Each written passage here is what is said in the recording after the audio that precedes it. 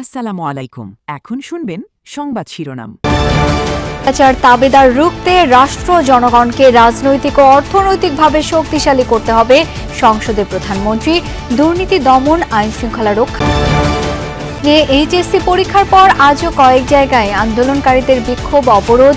বৈরী আবহাওয়ায় অনুপস্থিত শিক্ষার্থীরা পরীক্ষা দেওয়ার সুযোগ পাবে। সিনা সহ 10 শিল্প গ্রুপের ৭৬,০০০ কোটি টাকার সম্পদ জব্দ করেছে বিএফআইইউ। পাচার করা সম্পদ ফেরানোর ব্যাপারে আগ্রাসনের জবাবে 3 দেশে ইরানের পাল্টা হামলা। অভিযানের পরিধি বাড়ানোর হুমকি ট্রাম্পের। হরমুজ ঘিরে ফের কার্যকর অবরোধ।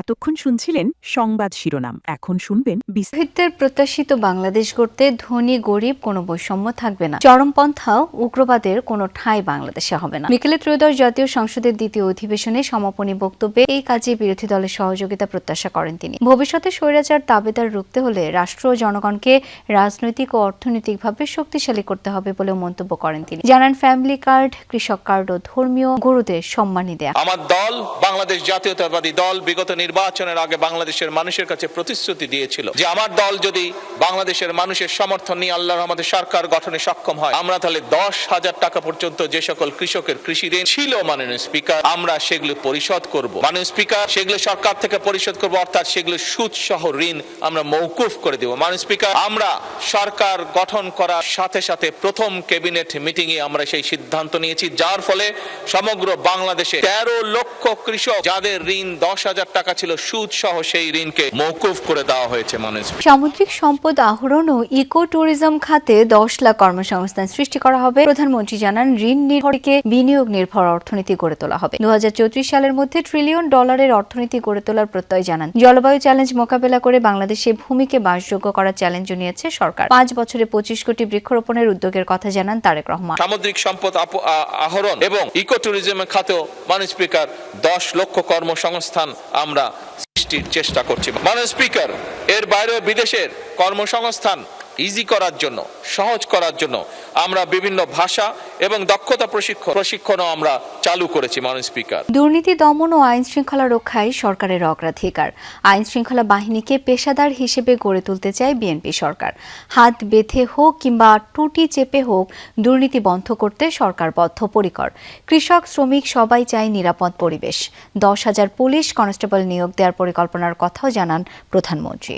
আইন শৃঙ্খলা রক্ষায় শিক্ষামন্ত্রীর পদত্যাগের দাবিতে এইচএসসি পরীক্ষা শেষে আজও রাজধানীর বিভিন্ন সড়ক অবরোধ করে আন্দোলনকারী পরীক্ষার্থীরা।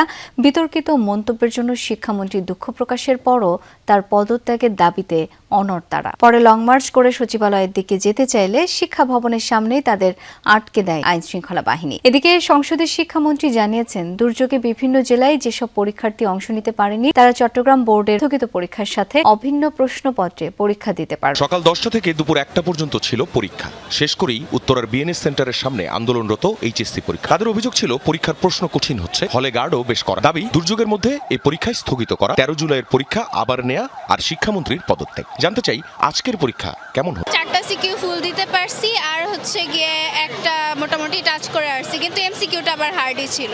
হল গার্ড তুলনামূলক মিডিয়াম, এত হার্ডও না এত লুজও না, মিডিয়াম ছিল। সবাই আজকে ভালো পরীক্ষা দিতে পারছে, যেহেতু কোশ্চেনটা স্ট্যান্ডার্ড মানের হয়েছে। সবশেষ এক দাবিতে অনড় অবস্থান আন্দোলনকারীদের। শিক্ষার্থীদেরকে একজন ফার্মের মুরগির সঙ্গে তুলনা করতেছে। উনি তো এটার জন্য সরি বলেছেন।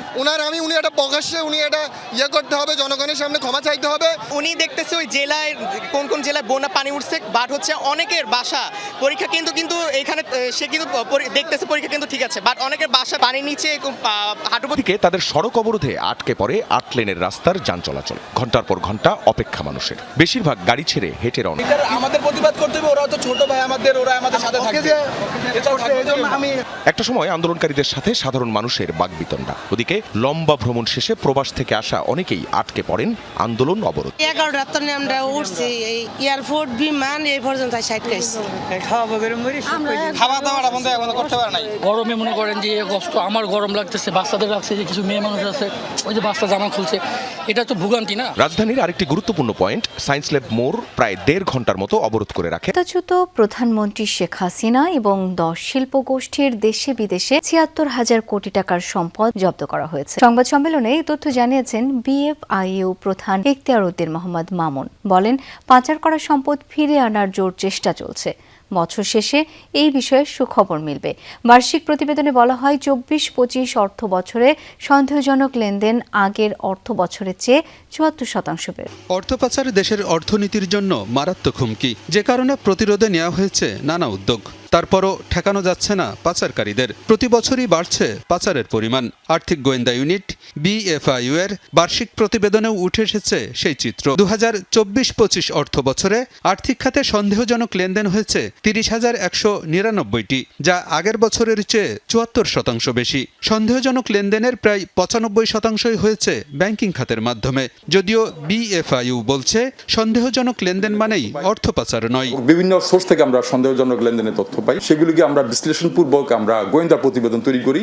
আমরা ২৪-২৫ বছরে আমরা ১৯৯টি গোয়েন্দা প্রতিবেদন তৈরি করে আমরা এটা আইন প্রয়োগকারী সংস্থার কাছে পাই। তার পরবর্তী স্টেজ হল ইনভেস্টিগেশন, সেটা তদন্ত করে তার ফলাফল অনুযায়ী যদি মেরিট থাকে তাহলে তারা মামলাতে যায়। অন্তর্বর্তী সরকারের আমলে ক্ষমতাচ্যুত প্রধানমন্ত্রী শেখ হাসিনার পরিবার ছাড়াও ১০টি শিল্প গোষ্ঠীর বিরুদ্ধে ঘুষ, দুর্নীতি, প্রতারণা, জালিয়াতি, অর্থ পাচার এবং কর ফাঁকির তদন্ত শুরু হয়। দেশ বিদেশে এসব শিল্প গোষ্ঠীর ৭৬,০০০ কোটি টাকার সম্পদ জব্দ করা হয়েছে। ১১টি যে আমাদের অগ্রাধিকার ভিত্তিক যে মামলা আছে, ওই ব্যক্তিদের সংশ্লিষ্ট তাদের ৭৬,০০০ কোটি টাকার সম্পদ আমরা আদালতের আদেশের মাধ্যমে অবরুদ্ধ করেছি। তার ভিতরে ৫৭,০০০ কোটি টাকার সম্পদ হলো দেশে অবস্থিত, আর ১৯,০০০ কোটি টাকার সম্পদ বিদেশে। চুরি হওয়া সম্পদ উদ্ধারে তৎপরতা বাড়িয়েছে বিএফআইইউ। দায়ের করা হয়েছে ৯৮টি মামলা। অভিযোগপত্র দাখিল হয়েছে ৯টির, আর রায় হয়েছে ৪টির। চলতি বছর শেষেই পাচার হওয়া সম্পদ ফিরিয়ে আনার বিষয়ে ইসরায়েলের হামলার জবাবে মধ্যপ্রাচ্যের ৩ দেশে ভয়াবহ হামলা চালিয়েছে ইরান। ক্ষেপণাস্ত্র, ড্রোন হামলায় ক্ষতিগ্রস্ত কুয়েত, জর্ডান ও বাহরাইনের মার্কিন সামরিক স্থাপনা। এর আগে ইরানের দক্ষিণাঞ্চলে উপকূল জুড়ে ব্যাপক হামলা চালায় যুক্তরাষ্ট্র। টার্গেট করা হয় গুরুত্বপূর্ণ দ্বীপ, বন্দর, শহর ও প্রদেশ। ওয়াশিংটনের হুঁশিয়ারি, শিগগিরই আলোচনার টেবিলে না বসলে আরও বাড়বে অভিযানের পরিধি। যুদ্ধবিরতি কার্যকরের পর সাম্প্রতিক হামলায় এ পর্যন্ত ইরানে কমপক্ষে ৩০ বেসামরিকের। আকাশ প্রতিরক্ষা ব্যবস্থা ভেদ করে এভাবেই কুয়েতের মার্কিন ঘাঁটিতে আঘাত হানছে ইরানের শাহেদ ড্রোন। বিস্ফোরণের পর মুহূর্তেই অগ্নিগর্ভ মার্কিন লজিস্টিক হাব। অবিরাম মার্কিন হামলার জবাবে মঙ্গলবারও মধ্যপ্রাচ্য জুড়ে যুক্তরাষ্ট্রের স্থাপনায় হামলা চালায় আইআরজিসি। কুয়েত সহ টার্গেট করা হয় বাহরাইন ও জর্ডানকে। জর্ডানের আজরাক মার্কিন বিমান ঘাঁটিতে অবস্থানরত F-18 যুদ্ধ বিমান লক্ষ্য করে চালানো হয় হামলা। টার্গেট করা হয় কিং ফয়সাল এয়ারবেইজও। সরাসরি লক্ষ্যবস্তুতে আঘাত হানে অন্তত একটি ক্ষেপণাস্ত্র। ভূপাতিত করা হয় অন্তত 4টি ব্যালিস্টিক মিসাইল। বাহরাইনে হামলায় মার্কিন ৫ম নৌবহরের কমান্ড সেন্টার ধ্বংসের দাবি করে ইরান। ক্ষতিগ্রস্ত হয় সাপোর্ট ফ্যাসিলিটি